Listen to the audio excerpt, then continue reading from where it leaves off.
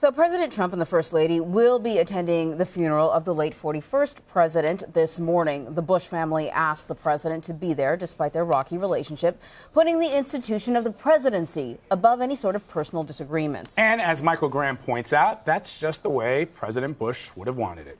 Michael is a CBSN political contributor and a conservative columnist, and he joins us now from Boston. Good to see you on such a solemn day, Michael. Right. The bitter rivalry that has existed between the Trumps and Bushes is no secret. In fact, President Trump, as you know, did not attend the funeral of late First Lady Barbara Bush. We also know that President Bush said that he voted for Hillary Clinton. But we know that President Bush, the 41st president of the United States, always put the office of the presidency ahead of himself. Is that how you're reading this? Oh, absolutely. One of the things that George H.W. Bush was a big believer in was the process, that if you just followed the rules, that, everything would work out as good as it could. And, as I wrote in the Boston Herald this morning about this funeral, we've come to a point in America where when people do the normal thing, it looks strange. Strange is the new norm because, of course, a president goes to the funeral of a former president when he dies. Of course, the president goes to the funeral of a U.S. senator who ran for his own party's nomination and won it when he died. And yet Trump wasn't there, and the McCains didn't want him there, and they used the event of the funeral to attack President Bush. President Trump. Now, Lord knows Trump deserves the attacks he gets. He gives them. He's a political battler. But the normal thing is for at a funeral to everyone to behave like, it's a funeral. And George H.W. Bush really grasped it. And I think that was both his strength and his weakness as a president. That he believed that the international institutions that he worked in, remember he was at the UN, could help guide the world when the Cold War ended and it could move them forward. He felt like if he just went to work and did his job every day, that was what you needed to do to make the democracy work and the economy work.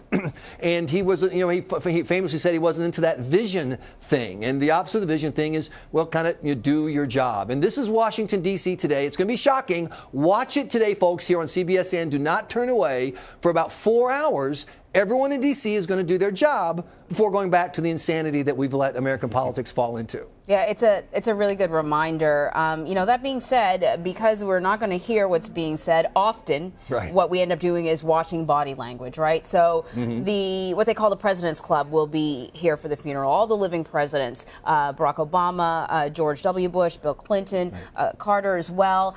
They're all going to be there alongside President Trump, and I don't think he's spent any time with most of these people other than the inauguration. He certainly doesn't have a cordial or speaking relationship with Barack Obama or Bill Clinton. So I know I'm going to be watching closely the body language. What are you going to be looking for? I think I'm going to watch the same thing, but I'm going to try to watch it from the perspective of the kind of populist voters who supported Donald Trump. Remember, one of the powerful messages of populism, and it has some legitimacy, is, I think it was George Wallace said, there's not a dime's worth of difference between the Republicans and the Democrats, that they believe that it's Washington versus them. And that's why a Bill Clinton and a George H.W. Bush could fight each other in politics and become friends, as they're all part of that elite crowd. And with Donald Trump outside of that elite crowd, on a certain level, you don't like the decorum, you don't like that image, you like to see the unity, nationally. But from a kind of populist versus elitist standpoint, the fact that Trump isn't one of them is actually a selling point for his supporters, many of whom voted for Obama, hoping that they would see a fundamental change. They didn't feel like they got it. Many of whom, if they're old enough, voted for Clinton to try to shake things up, because once again, they've been sending this message for about 30 years now that they're unhappy with the way that the nation's been going. So there are two ways to see the fact that Trump is outside that group, and Trump would argue that it's good for him. The 41st president was known for keeping decency in politics. You say we shouldn't lament his loss, we should try to emulate it. I was going through this morning through an op-ed in the New York Times by Ross Douthat, and it's titled, it's a provocative title, Why We Miss the Wasps. And it's a provocative title, but the theme of it is something that is as old as the Republic itself. There was always a tension between John Adams, and you could argue that President Bush and the Bushes are direct descendants of the John Adams wing of America, right? The elitist presidents and vice presidents and people who run government who go to these schools and ultimately find a sense of noblesse oblige in serving versus the Thomas Jeffersonian wing of American politics, which was about the common man and the egalitarian nature of this country. And what Ross is saying is that maybe we should look back to those individuals who had that sense of service and noblesse oblige. What do you say about that?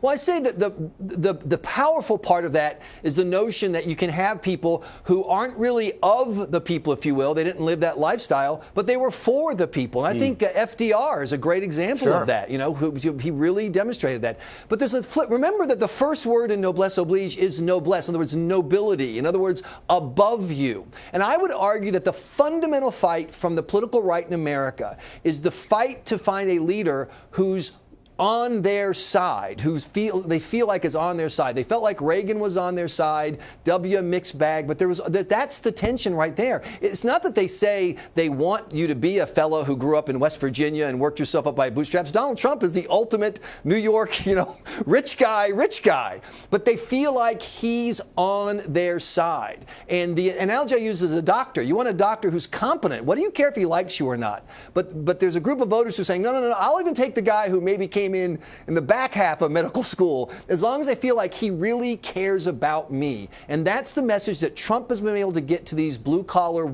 voters and working-class voters that no one on the left or the right has been able to get through for a couple of decades. All right, Michael, thank you so much. We appreciate it. Thank you. We'll be right back.